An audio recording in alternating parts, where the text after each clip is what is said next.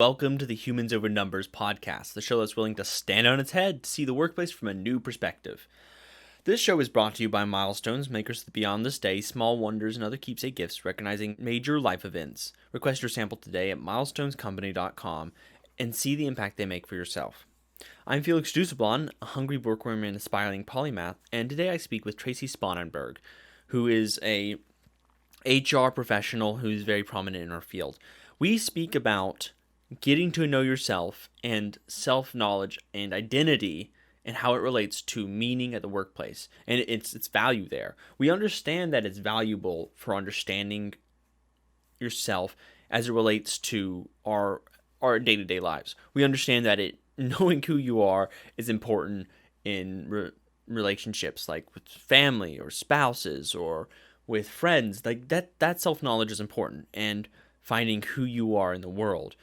But it's also important to find who you are in the workplace too. The workplace is a very big part of our lives, and we need to understand who we are so that we can find that better fulfillment there as well. Now, we do find fulfillment in work sometimes, and we can understand and do a job fairly well without understanding ourselves. But I think if you really want to do the best you can at that job, especially some jobs, understanding yourself is so important for that. And it's a big part in any relationship you have. And work is a place built on relationships with many different people, with customers, clients, with coworkers, with managers. There's a lot of relationship and interaction happening. And self-knowledge is such a piece of that. And self-knowledge is such a piece of so much more. So we have this conversation and to sort of delve into how it affects meaning and how it affects our purpose and satisfaction at work.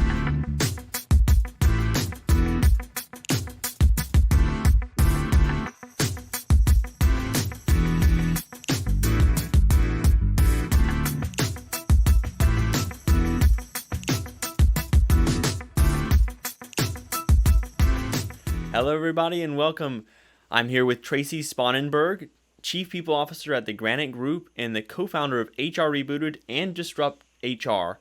So we're going to talk about finding your identity and finding your own and how that affects purpose at work. Just because that's sort of the conversation piece of this podcast is at work.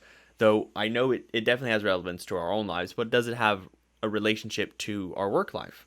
So let's start it off with talking about your story, Tracie. During your career, you have a big mentality shift. You told me about this before, that you went from a paper first perspective to a people first. Do you feel like that had an effect on the satisfaction and purpose you had? Yeah, for sure. It was kind of more of a gradual shift. First of all, hi Felix, and thanks for having me. And I grew up in the world of personnel. I mean, very early in my career, there was a shift from personnel to human resources. Mm-hmm. And so I grew up in HR as a compliance focused person and kind of thought that's the way it was supposed to be.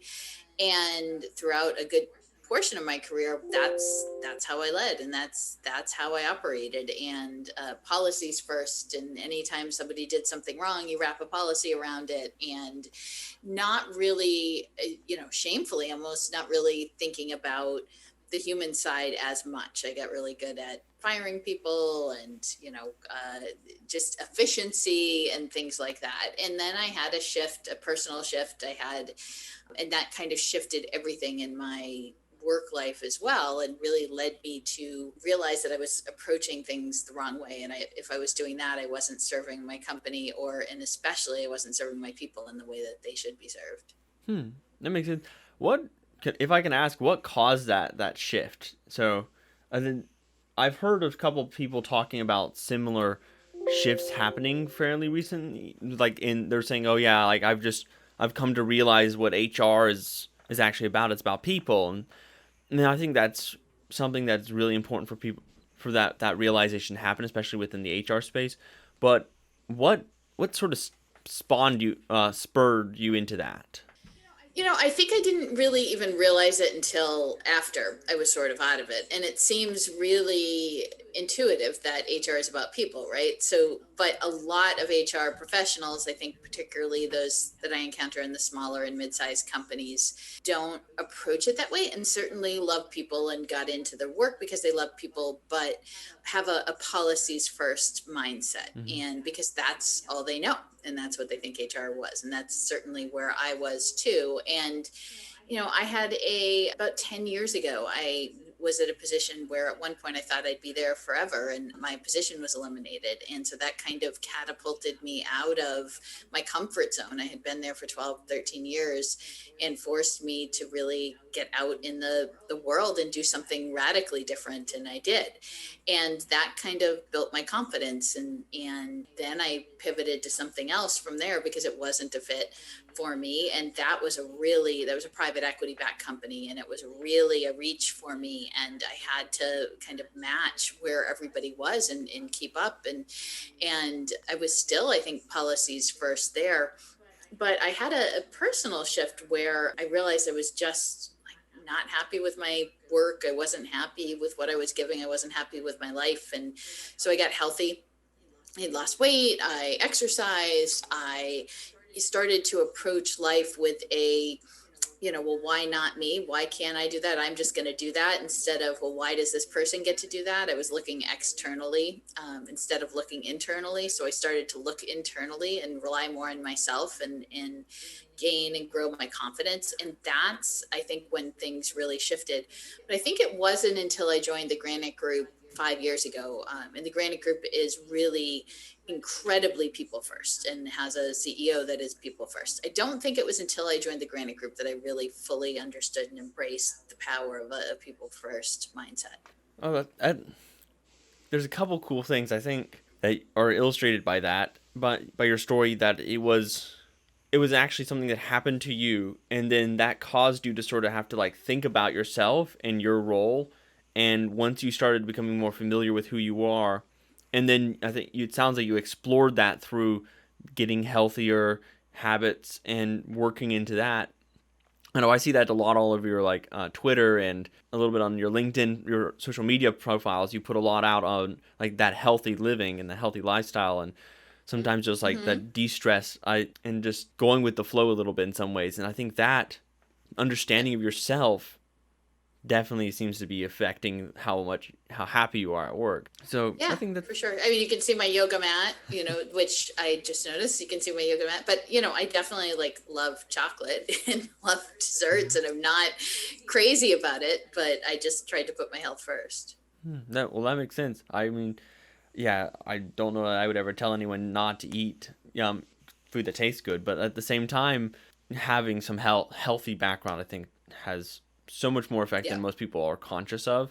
But that's partially because I'm a sort of fitness nut, so I have to try dialing that back sometimes. But I think the more important thing is that the fitness often is a really good avenue of self-discovery and self-understanding.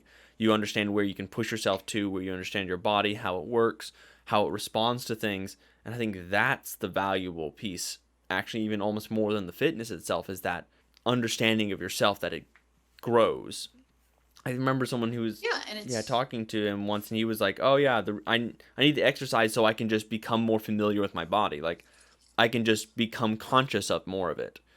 And you can see that in athletes. They're very conscious of every piece of their body and their movement, and that's why they can do so well in athletics. But having that, I think, as a base is really good. But I think there's many different ways to be conscious of who you are and what you are, and get yourself centered, and then from there move out and forward. So, and I think exercise is critical. And for me, I do it every morning, and it's something hard that I do every morning, and I'm not crazy about it. I do, a half hour to 40 minutes in the morning, and then try to walk here and there throughout the day. But that's critical. And I think you find a lot of research and a lot of studies that show that it's helpful. Even if somebody just gets up and walks and starts a day there, it's super helpful. I actually looked at numbers recently. When COVID started, I started taking a lot of walks, and I was I'm just curious, what are the calorie counts for walking? And I was shocked, but a medium weight adult burns about 100 calories from walking a mile. I was that's Good. That's fantastic. I'll take it. I was like, that's really good. I was like, goodness gracious, that that's great. So I was like, okay, walk more. Walking is definitely an effective tool. I didn't realize how effective it was, and you can see that within some like European societies where walking is just the norm. Everyone's really skinny and really Yep. thin just because they have to walk Yep. everywhere and it burns so many calories. But Yep. I think another thing you just said I thought was really inspiring in some ways is like you don't like working out but you do it anyways because you know how good it is for you. I can't relate. I love working out because it feels great to me, and so I'm like, yeah, I get to work out. And so Well, I hate running. So that was I hate running, but I do it. I love, like today I did boxing. I did just an in-home boxing work. And I love that. Like, I think that's really fun. And so I'm more likely to do that. But I have to force myself to run, even if it's just a couple miles a few times a week, because it's good for me. But no, I wish I were more like you. I wish I were more, because I like pizza a lot. So I need to balance that out. yeah, I love pizza. But I also love working out, so I got really lucky, and I don't know what lucky star is the thing, but like I know I am super lucky in that I like it. But I think the trick for most people is finding exercises they like doing, right? If they like biking, if they like running, make that the one that you exercise. Like don't discount. Yeah, I think it's important for people to explore a little bit when they start working out to find one that they actually enjoy. Like if you're a yoga person, Right. that's okay. Like there's no shame in wanting to do that. You don't have to hit the weight room to be working out to get exercise. You don't have to run to get exercise. There's so many different options like swimming. I know swimming's great for a lot of people. People love it. Yeah.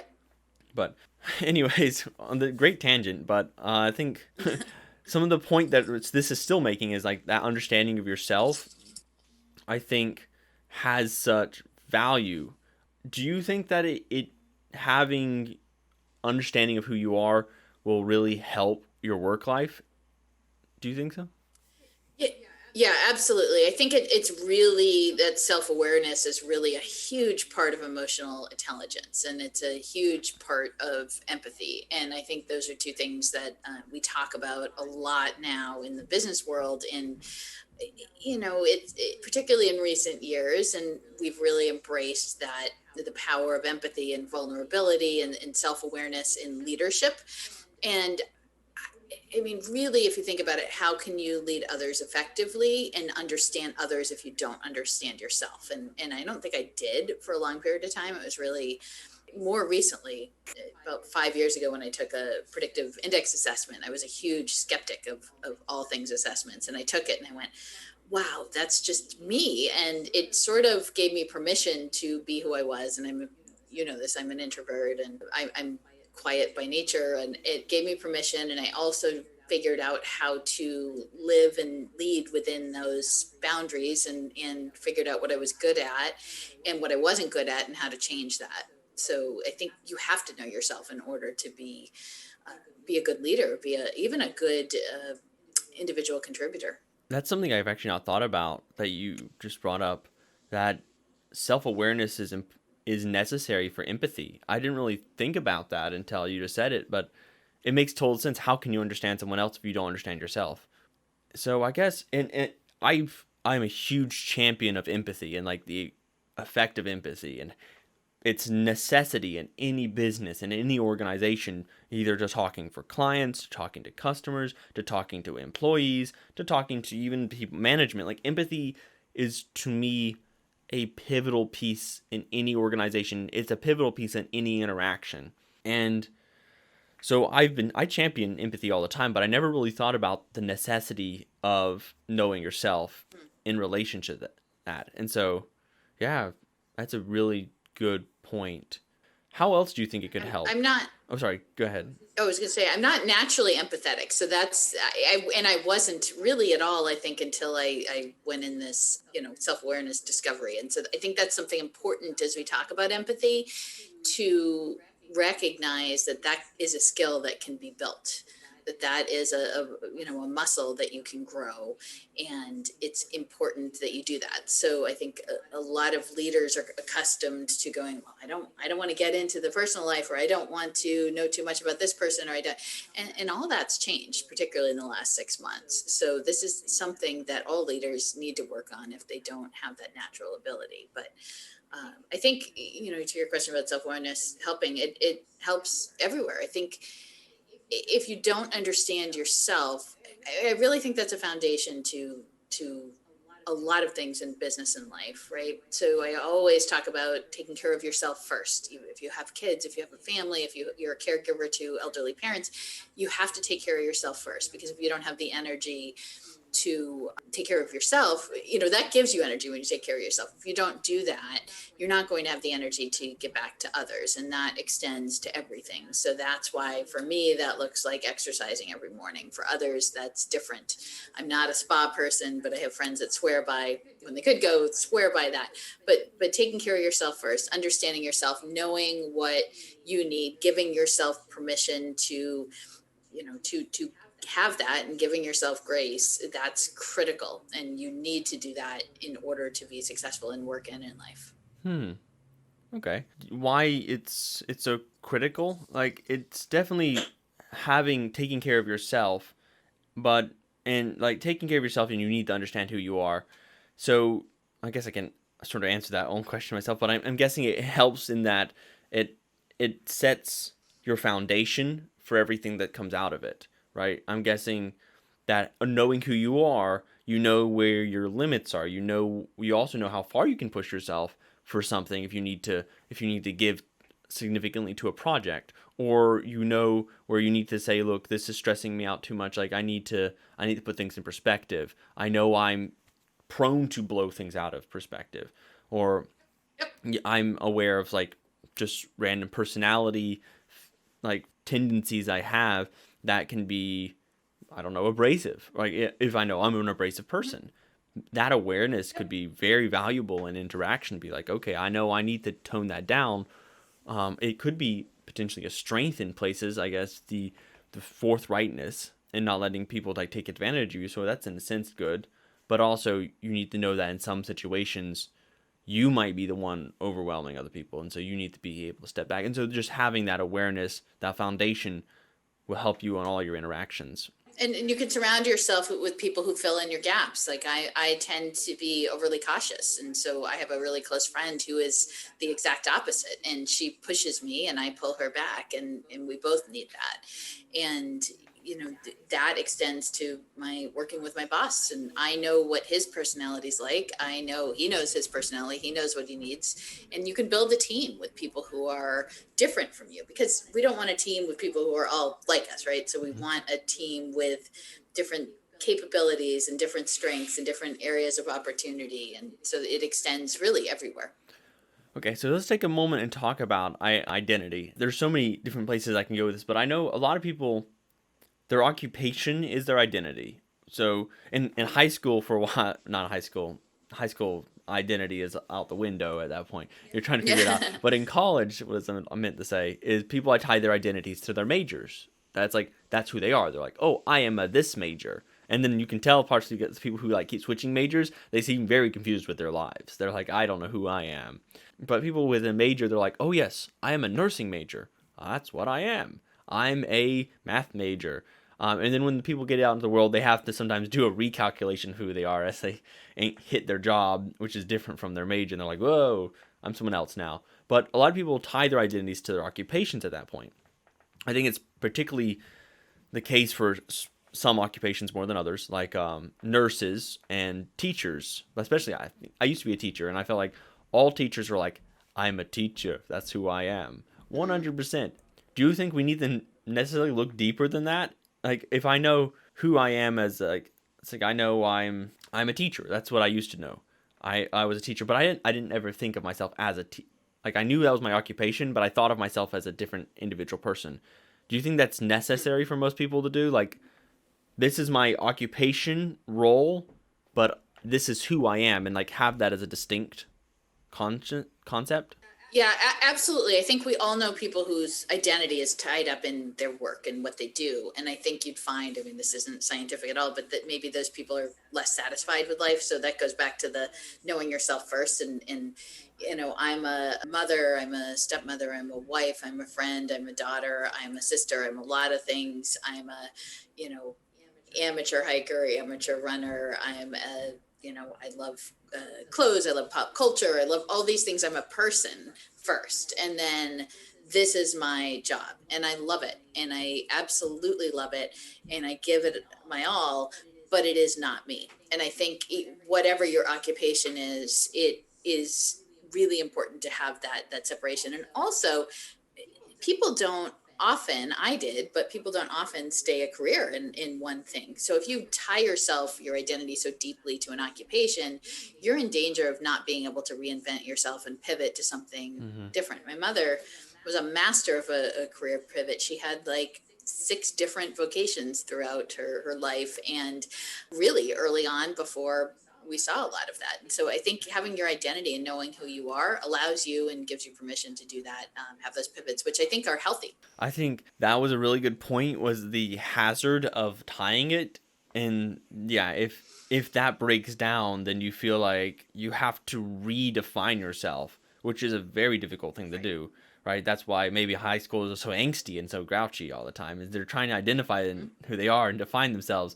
And so that's a rough process.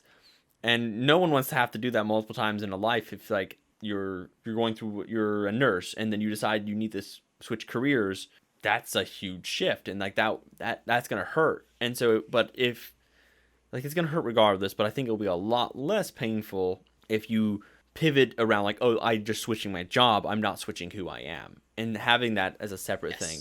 What do you think encompasses some of this personal identity? When you were just talking now, you went a little tangent on relationships. I think that seemed like that was a big part of who you consider yourself as an identity, and then a little bit into your hobbies. What are these composites? Like, is it personality, characteristics, backgrounds, relationships? What pieces make who you are? Yeah, I think it's different for every person, and that's for me. I'm going to lead with my family because I always lead with my family, and that's important to me, but that's not who I am. So I also know people who tie their entire identity up in being a mother and a wife, or a father and a wife, a husband, or whatnot. But I have all those other things, and there's a million other things too. So I think it's a little different for everyone, but I think it's important to have things that are important to you all wrapped up in that, and things that are outside of just work and family. Okay. And I would have said I'm a traveler and I love travel, but now that's still part of me, but not right at the moment. Maybe that there just is an indicator of having diverse pieces to your personality, right? I feel like this happens in films occasionally, where people will like self-reflect and realize that I don't know if you've ever seen this Avatar: The Last Airbender, the kids show. Hilarious, but like one of the characters is they're fairly dynamic characters, but he's got like his thing. He's got like a boomerang, and he's like really sarcastic. And one day he like loses his boomerang, and he's like, "Ah, man, what am I now? I'm like, what am I? Just the guy with the ponytail?" Like, and he's like pivoting who you are if you only have like one thing you consider yourself. So for you, if you just said, "Oh, I'm a travel person," COVID hits. Who am I? What am I now? Right. And so So I'm still a million other things, right? So yeah. And I think that's really important to understand about ourselves, is that we have so many different pieces to who we are, and you need to explore that and understand it a lot. I know one of the parts you mentioned earlier, and one that I think you've mentioned spoken a lot about, is sort of personality traits, specifically for you, introversion. Right? How do you feel like that's been playing into, one, how did you feel like you discovered that? And then how do you feel like that's played as a strength and a weakness? And how do you like, how has that understanding formed this? So I always knew I was an introvert. I was a really quiet bookworm as a kid. I'd read a book a day over the summer when I was younger, and I never spoke in class until college. And then it was just when I was forced to, and just really quiet. So I always knew that. But I always loved people. So it was kind of a push and pull. And going into human resources was was great for me because I could interact. I ended up in a large company, but then ended up in a smaller company, and I could interact in a more personal level.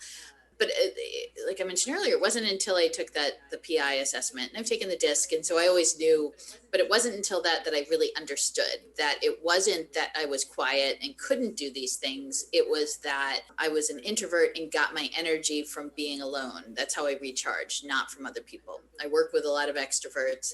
They get their energy from being around other people.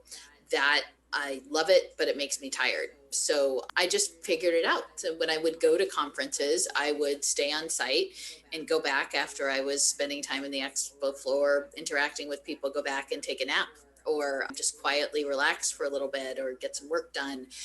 And then when I started speaking, which happened entirely by accident, I figured that out too, and figured out how I could do that. And so doing things like this, where even if I'm giving a virtual presentation, I can't see anybody, is really a lot easier than being in person where I can see a large audience. So you figure it out. That's one of the huge things I've learned over the past few years is just, you say yes and figure it out. So as I've tried to grow myself, I've said yes to things that scare me and figured out what works and how to understand myself. So everything that I do is another learning opportunity and another experience. Okay, that's fair.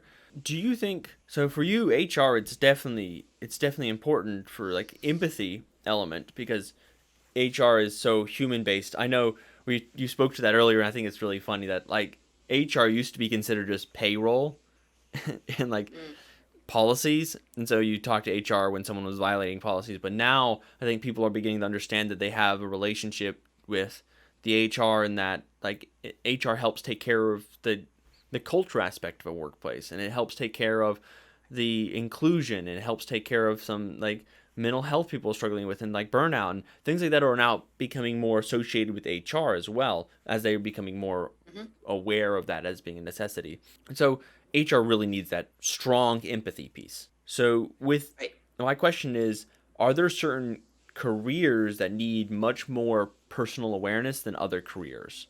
Right? You need it regardless of career. We talked about that, but do some jobs, is it a lot better for you in certain jobs to have more awareness than other jobs?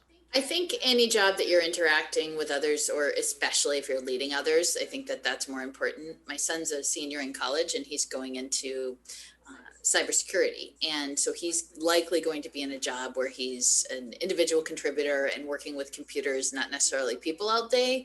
And while self-awareness may be important in that, it is not going to be as critical as if you're leading a team. So I think for me anyway, that's the differentiator. Okay. So the amount you interact with people being that differentiator. Right. Okay. Yeah. And then I guess that ties back to that empathy piece. And so it just relates to empathy. Okay.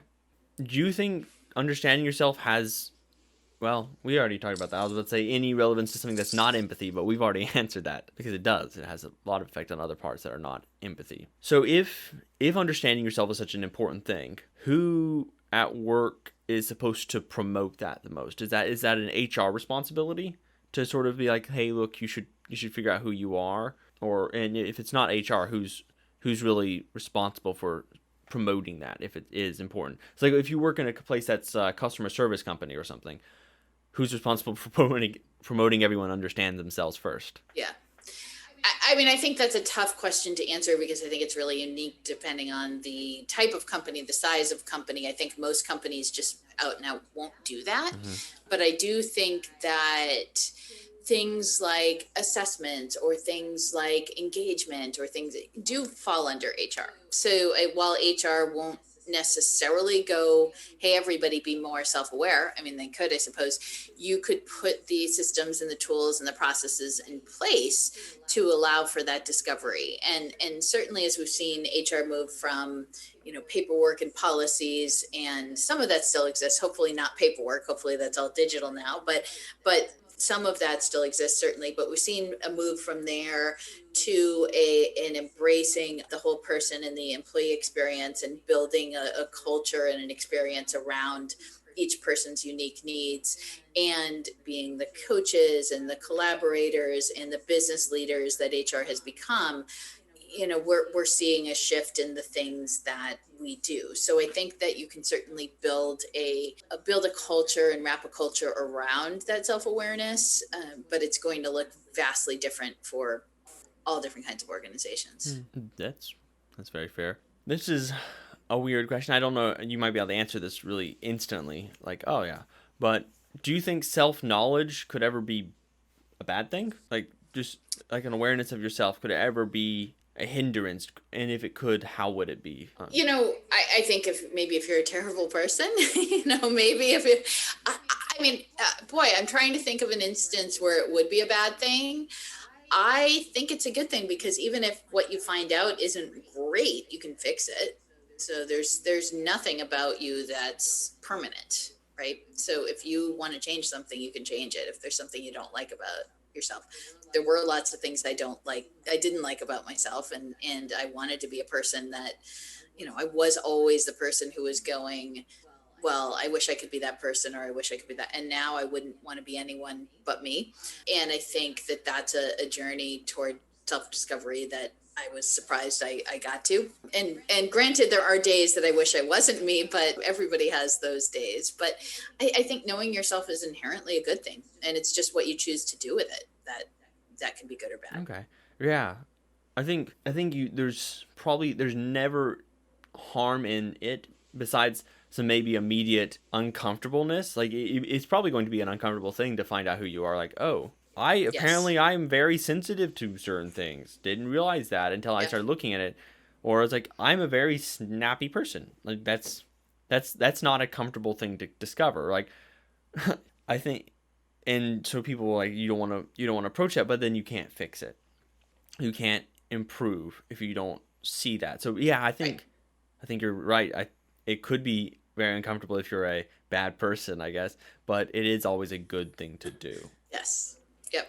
Yep. Absolutely. What, for anybody who wants to try discovering themselves, what might you suggest someone do to try, like, really getting to know who you are? Yeah, I think one of the things that we don't tend to do enough is ask for feedback. And I think that that's really critical. So always, as a leader, as a person, whether that's in the workplace or whether that's with your friends or family, ask for feedback. So, here, tell me about areas that I might have opportunities to improve on, or tell me about, what you think, or if it's after a meeting, whether it's virtual these days or sometime in the future, how did I do? What can I do to improve? What can I do differently? So that's really critical. And then for me, the having an assessment, I think, again, I was a skeptic, I'm not now. So if your company has some type of behavioral assessment, and we use a predictive index, that's really, really helpful. And you can find, I'm not necessarily an advocate of these because I don't know how accurate they are, but you can find all kinds of free things online. So just any tool that you can use to help yourself outside of the Cosmo quizzes, which I'm sure they're pretty good, but outside of that, any tool that you can use to help yourself to understand yourself is good. But that asking for feedback, I think, is really critical. Okay. Yeah, I think that's a hard thing to do in some ways, and it's a harder thing even than asking is accepting the feedback. But it's a gift. I think you also have to, sometimes an unwanted gift, but it's a gift. I think you also probably have to be really intentional in the way you ask, because so many people, even if someone asked me for feedback, I might not want to, like, give it all to them. Even I'm a very honest and upfront person. My wife has complained of that fact too many times, that I'll answer very honestly, but I know a lot of people will dodge around issues to, like, save people their feelings and not give them the most honest feedback. I'm the same way. And I think I always qualify it. So if somebody asks me for something, I always say, are you sure? Because I'm going to tell you honestly what I think. And whether that's with if I look at a resume of a friend or a cover letter, something like that, and I've done that, I'm going to tell you what I think, and I'll give you my feedback, and keep in mind, it's just my opinion. But if somebody asks me, it's my responsibility to be honest. Now, I'm not going to be mean. Mm-hmm. I'll be nice about it, but it's my responsibility to be honest. And I don't think by holding back, we do anyone any favors. It's why I think feedback in interviews is critical. But people don't tend to ask, right? People don't tend to ask, but if they do, if they put themselves out there enough to ask, then I'm going to be honest. whatever that looks like. That's a good point. I try not to sugarcoat things, and I think people don't like asking me for feedback for probably that reason.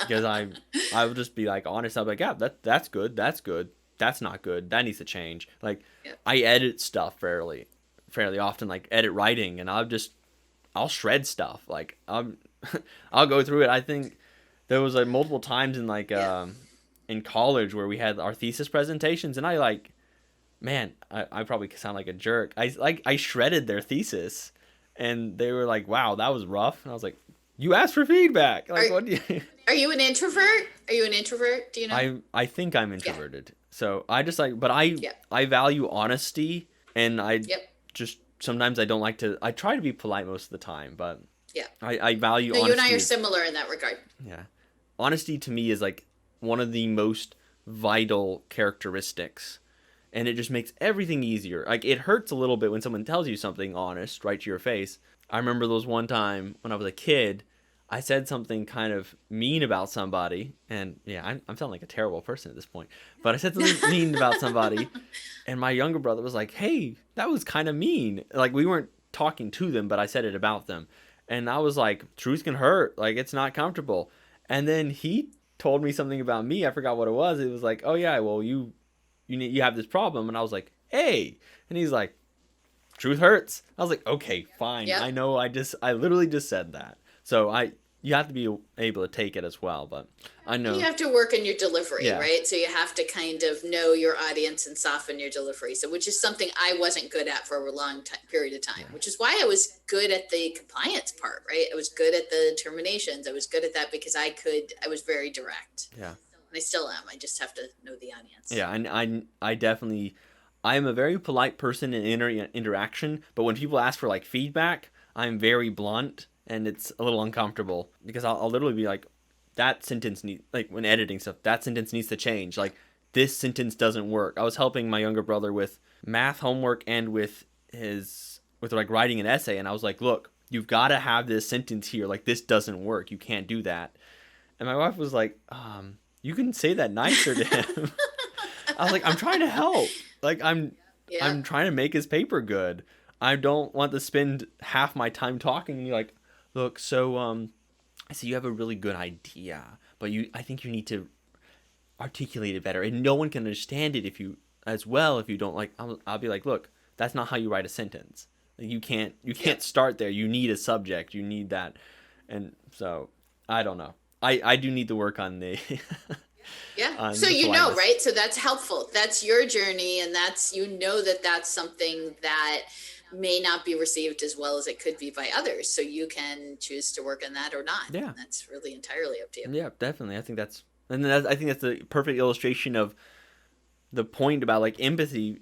Maybe, especially if I didn't value honesty so highly, I think I'd probably be more sensitive maybe to other people's feedback, and I'd be like, man, that sucks. Why would they tell me that? Like, I think I recently asked for feedback, and it's sometimes it's really hard to stomach. Like, I play ultimate frisbee as like a hobby. I'm not in anything really good. Like, I'm not on any official teams or anything, but I like to play it. And so I asked a guy who's like really good at it. I was like, what can I do to get better? And he was like, okay, you need to get faster in this area. You need to do like this and stuff. It was things I wasn't even thinking about, but he's like, yeah, you just need to be able to like in football, you like launch out and then like can split really fast. He's like, you need to get faster at that split spot. Like, you need to be able to turn quicker. I was like, I thought I did fine, but okay, thanks. Yep. And now I'm like, okay, that's something I've got to work on. Yep. And I needed that awareness. Yep. And it is a hard thing to ask for that feedback, though. Be like, hey, look, what am I doing wrong? Or what can I do better? And so he didn't really even bother with telling me that. He's like, well, yeah, you're pretty solid at this. You're telling me that. He's like, yeah, that's what you need to work on. That's what you asked. Yep. It's like, well, thanks. You probably did what you do, right? He did exactly what I did. Probably a lot like you. And so I highly appreciate that. And so I think I will have to ask more questions of that kind. But it's hard to do. It's hard to ask that question because first, even to ask, you have to be aware that you're not the best at it, right? So before I even asked him, I had to be like, look, like I had to think to myself, I'm not the best ultimate player. Like, I'm not the best ultimate frisbee player, and I'm not nearly as good as I can be. So I'm going to ask someone who knows better what to do, because like I could I could think of things I could do better. Like, that's what I had been doing up to this point. I was like, okay, I need to work on this, this, and this, like my throw and stuff like that. I was like, I need to get better at those things. And he was like, nah, that's not what you need to really work on. Like, that's not the position you play. So that's not something you have to do. He's like, you're fine there now. What you need to really work on is that. Okay, I thought that was my strength. So that's just like that awareness, to ask that question. First, take some awareness, and then it helps you get more awareness. So I think having that dialogue is so important in self-awareness. And it could be, and very easily, an outside dialogue, right? So the internal dialogues that happen when we see like assessments, like DISC assessment, we see that, and we are able to internally look at ourselves and what that shows. But I think in external assessments are faster, but much more painful. Is like asking somebody, how can I be better? What are what are some characteristics that I have? What are some of my strengths? But what are some of my weaknesses? And like, that's a hard thing to ask like a coworker or like a manager, but I think it's something that's very, very important. So absolutely. Yeah, I think to summarize, we've basically said, like, we found that it is really important that we have this self-awareness, especially when interacting with other people, but it helps most of our positions. And it can happen in some number of ways, but it's important regardless how we do it. Absolutely. Yeah. And that journey will be different for everybody. Absolutely. Mm-hmm. So, okay, well, at this point, I think we need to move into the final 10 questions. These are the fun questions. I think we've got some really good information. We got some good takeaways. I think I also went on a little tangent right there at the end, I guess. I was like... Hey, that's all good. It's a conversation, right? So I'm sort of I think that's great. I'm a think aloud person a lot of the time. Awesome. And so that was me sort of processing stuff. I was like, oh, about that. So anyways, I apologize for taking extra time. Don't apologize. It was great. Thinking. But hey. Yeah. All right. So anyways, the 10 fun questions. So the first one is, since you're a bookworm, this is like perfect, right up your alley. What book do you think everybody should read? Okay, so I'm going to do something a little different here. So you can see over my shoulder, there's a pile of books, all different kinds of books that was like much higher. There's a hat on top of it. So it was much higher at the beginning. So I've been like going through books. So I could recommend a whole bunch of business books, but I'm not going to do that. I'm going to recommend that everybody read something light and fun and something that they wouldn't normally do. For me, it's been I've been reading a lot of Lisa Jewell, which is like a mystery writer. So something to completely take my mind out of the day-to-day, which is really heavy. And I have those heavy books and I read those heavy books, but I'm going to recommend everybody just pick something fun. Okay. We don't do that often enough. That's a good point. Yeah. So what was the last thing you splurged on? So and we're continuing to do that now. We're picking up again during the pandemic, height of the pandemic in the winter. We did Goldbelly. I don't know if you've ever heard of Goldbelly, but it's a online company that has iconic restaurant food shipped from all over the world. So we ordered Shake Shack burgers and we made them at home. We ordered deep dish Chicago pizza. We had fish and chips. We had lobster rolls from Maine. We had all kinds of stuff. So every Friday, the kids and we get to pick, and we just pick that back up again. So it's not cheap. It's a bit of a splurge, but makes the weekends when it gets darker really, really fun. You can start the Friday off with that. I might have to think about something of the kind. I don't know if I would do Goldbelly itself, but like maybe taking a tour around the world or taking a tour around the country and making foods on Fridays. That would match it. That's a fantastic idea. I love that. Yeah, it was really fun. So that was a neat splurge. What's your most useless talent or superpower? I would say probably I have a really huge in-depth knowledge of 1980s music and in general pop culture. So totally useless, but really fun. Yeah, I feel you there. I'm a pop culture nerd. Like, I'm actually just a nerd flat out everywhere. Like, just some nerd. And it's useless. But it's great. Yep, me too. Yep.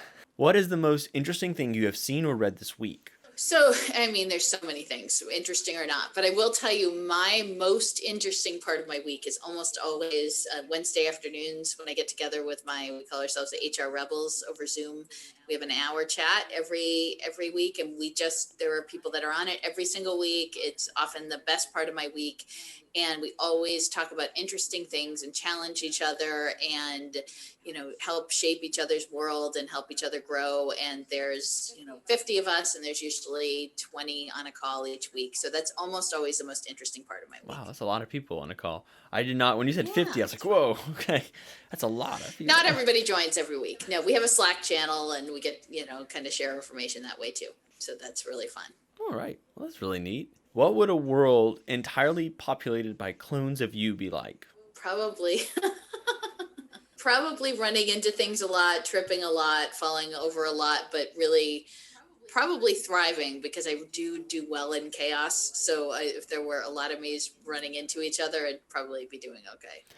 I've actually never thought about this question in this way, but until just now because of our conversation. That's actually a great self-knowledge question. If you can ask yourself, what would the world be like if it was just you? Like a bunch of yous? And if you can honestly start isolating where things would fall apart, but also what would be excelled at, you would start understanding who you are really well. I think that is a good question. That actually is a really good self-knowledge question. It's a really silly one, but I think it is a really valuable self-knowledge question. Anyways, sorry. Next question. What as a child did you think would be awesome, but as an adult turns out is not? So I will say that I'm bitterly disappointed we don't have flying cars. Though supposedly in New Hampshire that we're getting to be, I really thought that we'd be riding around Jetson style by now. And also on the moon. I figured I would definitely have been to the moon by now. So I was very interested in space in the future as a kid. And I remember very distinctly thinking those two things would happen by now. And I'm super disappointed in both of those. Maybe someday. Yeah. Both of those things are still in their sort of prototype stages. I know there's little flying cars in prototypes being built. There's a dozen different flying car prototypes out there, but nothing anywhere near the market. And same thing with space travel for fun. Everyone, I thought that would be the ones that SpaceX is trying to make with they'll come out into space and then cruise you over and then drop back into the atmosphere. On another spot, and there's only a 2-hour, 3-hour flight across the entire planet. Yeah, thought that'd be here sooner than that, but yeah, I totally thought it would be full on Jetsons by 2020, but oh well. Yep. Oh well. Instead we got this. Yes. What word is a lot of fun to say? I can't say it, so we're gonna move on. My favorite word is one I'm pretty sure isn't for the podcast friendly. I have quite a vocabulary that I have to check myself off. So I'm not gonna share that one. So, but that's probably my most fun word. Yeah. Okay, wasn't expecting that. What is something most people don't. Yeah. When they hear something fly out of my mouth, they're like, "What?" I'm like, "Yeah." I'm usually much more careful. So, okay, wait. Is that actually just something that you actually think is fun to say, or is it just a word that happens a lot? Well, both. Okay. There's an extension of a word that is my favorite word to say, but there's the actual word is something that just happens a lot. Okay, that's valuable. I think I have random thoughts on. A lot of things, but specifically expletives, and I think that could be interesting.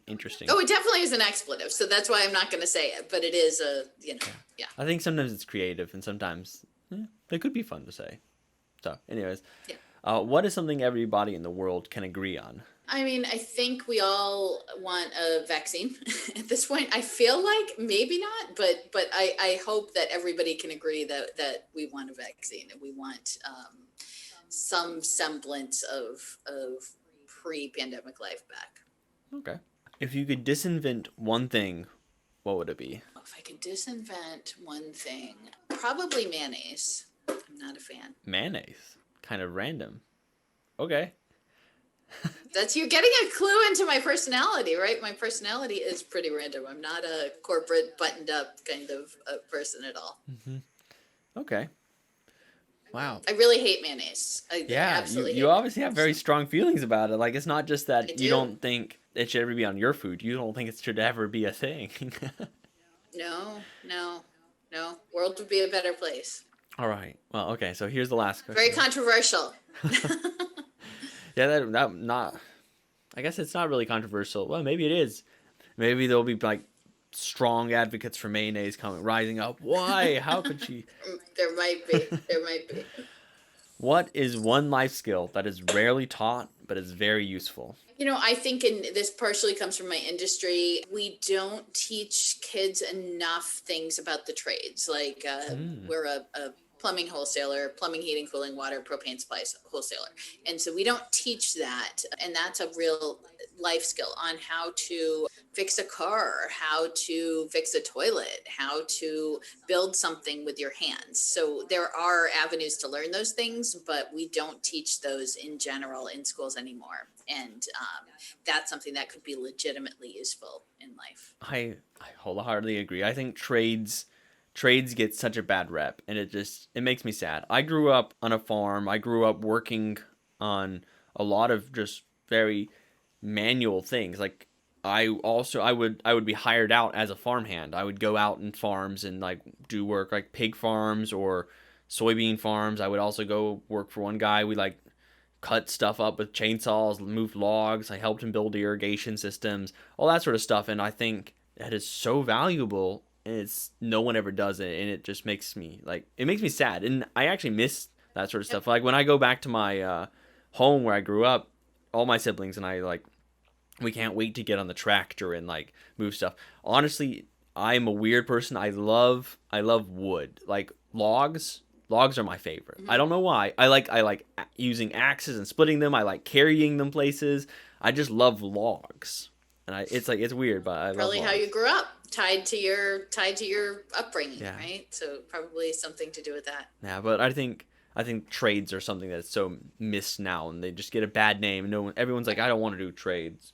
Trades are not. I think I want to go to college and I want to get this white collar job. And it's like, well, but trades are good. It's not for everyone. So. Yep, and that's. I really think that and they're life skills. So those are things that can carry people through. Thank you. I feel like I've learned a lot. I think I've gotten to know you a little bit better, though I think I've just barely touched the tip of the iceberg, and I'm like, whoa, there's a very interesting and complicated person. But I think as we all are, yeah, right? So we've all got many sides to our personalities. Mm-hmm. I think, and that's the more you interact with people, I think everyone should give you that impression, and if not, what are you missing? Like, is there something you're missing? Anyways, but yeah, it was very fun. I think there was some interesting insights you gave. So if anyone wants to find out more, check out Tracie Sponenberg on LinkedIn and follow her on Twitter at Tracie Spon. So that's TraciESPON. Tracie Spon. Anywhere else they should be looking for you or looking to see like the HR forums or anything like that? Yeah, so you mentioned at the beginning, I co-founded Disrupt HR, the New Hampshire chapter. So there's not much going on there because of the pandemic, but we'll announce that we're on LinkedIn and on Twitter. HR Rebooted, my friend Michelle and I do regular podcasts, and you can find us on LinkedIn and Twitter as well. And then you can see TracieSponenberg.com is just kind of a list of the things that I'm doing and the things that I've done. All right. And that's it. And I'd love to connect. I'd love for people to connect with me on LinkedIn. So it's great to meet new people inside and outside of HR. Fantastic. All right. Well, thank you, everybody. And until next time. Thank you for listening to the Humans Over Numbers podcast brought to you by Milestones. If you found it informative or entertaining, please like, subscribe, or leave a comment or review. I'm your host, Felix. And until next time.